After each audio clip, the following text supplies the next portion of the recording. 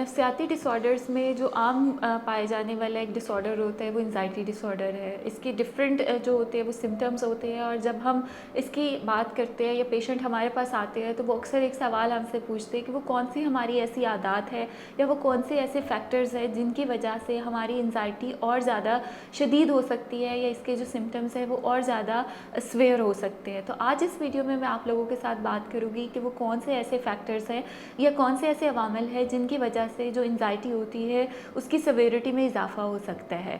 तो अगर हम उनको अवॉइड करें तो हम एंजाइटी की सवेरिटी को कम कर सकते हैं। और अगर आप इसी किस्म के इंफॉर्मेटिव वीडियोस देखना चाहते हैं तो मरहम के चैनल को सब्सक्राइब करें।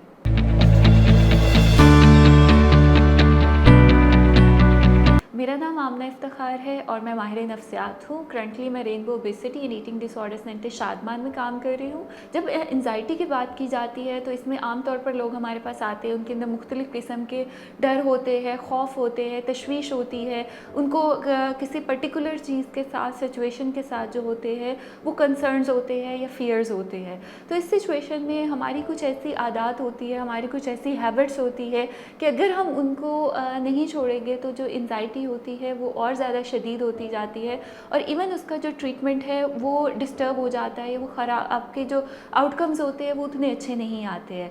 जिसमें जो एंजाइटी को वर्स करने की पहली चीज़ होती है जो हम अनकॉन्शियसली कर रहे होते हैं वो कैफ़ीन इनटेक है। जैसे एनर्जी ड्रिंक्स है या आपकी चाय कॉफ़ी है, उसके अंदर कैफ़ीन की मिकदार ज़्यादा होती है।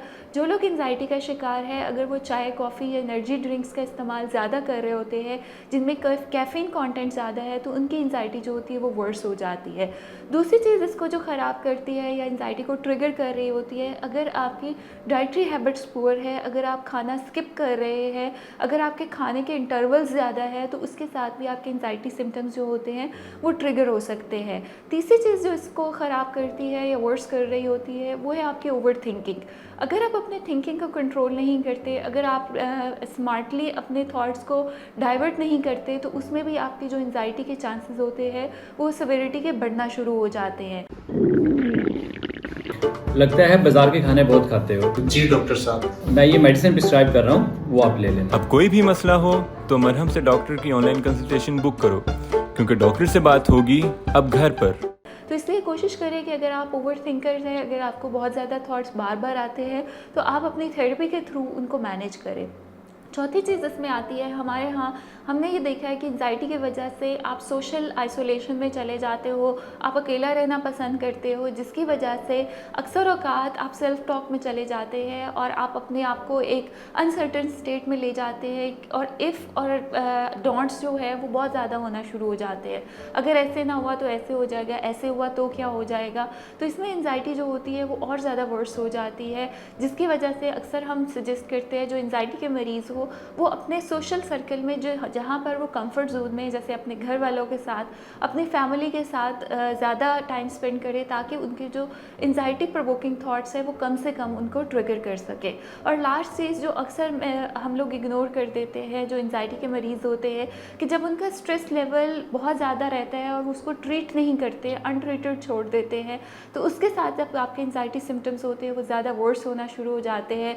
आपके जो एप्रीहेंशंस होती है, आपके जो फियर्स होते हैं, आपके जो कंसर्न्स होते हैं वो और ज़्यादा आना शुरू हो जाते हैं। तो एंजाइटी के मरीज़ों के लिए मेरा मशवरा होगा कि आप कोशिश करें कि अगर आप अपने खाने पीने की रूटीन को मैनेज कर ले, अगर आप अपने आप को फिज़िकली एक्टिव कर ले, अगर आप अपने लिए जो एक्सप्रेसिव वेज़ होते हैं या वेंटिलेशन के वेज़ होते हैं, जिसमें आपकी family is the very important unit आपकी ट्रीटमेंट में, तो आप उनके साथ टाइम स्पेंड करना शुरू करते हैं। और अगर आप प्रोफेशनल हेल्प सीख कर सकते हैं तो वो आपकी एंजाइटी को मैनेज कर सकते हैं, ताकि आपकी क्वालिटी ऑफ लाइफ जो है वो बेहतर हो। जो काम आप एंजाइटी की वजह से नहीं कर सकते, आप इस काबिल होंगे कि आप वो काम आराम से, आसानी के साथ वो कर सकें। अगर आप किसी भी किस्म की इमोशनल या साइकोलॉजिकल इशू से गुजर रहे हैं तो आप अब मरहम के प्लेटफॉर्म पर जाकर अपनी ऑनलाइन वीडियो कंसल्टेशन या अगर आप इन पर्सन अपॉइंटमेंट लेना चाहते हैं तो आप घर बैठे अपनी अपॉइंटमेंट बुक करवा सकते हैं।